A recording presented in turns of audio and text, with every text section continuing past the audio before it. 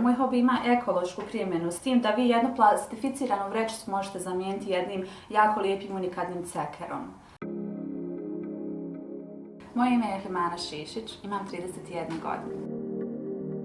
Moj hobi je oslikavanje raznih motiva na tkaninama. Prvenstveno da se kao žena iskažem u društvu, a i da poboljšam financijsko stanje u svojoj porodici, da se ja osjećam, da ne zavisim ni od kog, znači ja sam odlučila da zavisim striktno i lično od same sebe i od svojih proizvoda koje plasiram na društvene mreže i pomoću toga znači prodajem sve svoje ove unikatne proizvode.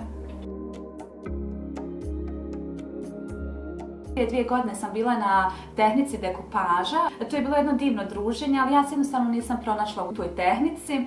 Ova tehnika na prvu sam se zaljubila. Sve je počelo od jedne radionice koju je organizirao CEKOR na čelu sa Elmirom Delibašićem i Mirzom Čubom. Ja sam se prijavila i otišla sam zajedno sa svojom sestrom. To je jedna zanimljiva lahka i lijepa tehnika. Uz pomoć šablona dobijete jedan unikatan ceker, majicu ili ešarpu.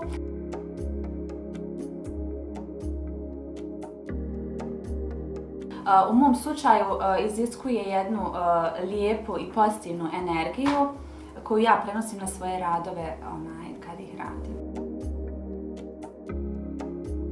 Što se tiče ove vrste tehnike, može se raditi na bilo kojoj tkani, znači i na svili, i na polijesteru, znači, ali najbolje uspijeva i najbolja je znači na pamuku. Ja prvenstveno kupujem znači pamučni proizvod, da je tu 100% pamuk. Znači da je čvrsti materijal, da se na njemu može kad se oslika da to izgleda ovako lijepo, čitko, precizno, znači da nema nikakvih mrnica po sebi. Boja striktno samo za tkaninu, znači ne možete upotrijebiti ni za jednu drugu vrstu materijala, samo znači za tkaninu.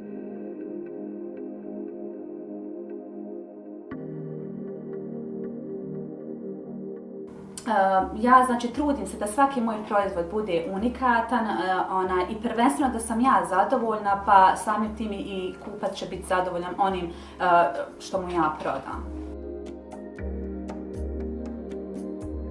Žene su zaista oduševljene, što mene to prvenstveno raduje, jer zadovoljan kupac je najbolja reklama.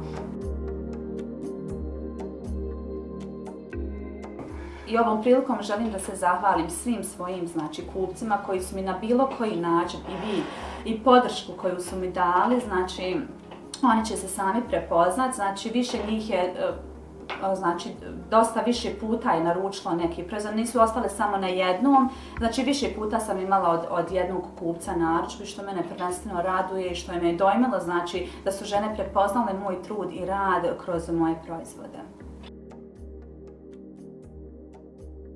Kogod želi da svoju kreativnost i svoje neko zanimanje, prvenstveno za ovu tehniku, ako pokaže, ja sam tu kao neko koje se susreće, ja tu ne radim nešto sad mnogo, ja to radim tek nekoliko mjeseci, ali ja sam tu znači da prenesem sve ove ideje, znači prenesem ovu kreativnost, pozitivnu energiju, znači na nekog ko stvarno želi da se bavi ovim poslom i da se prvenstveno bavi ovom tehnikom.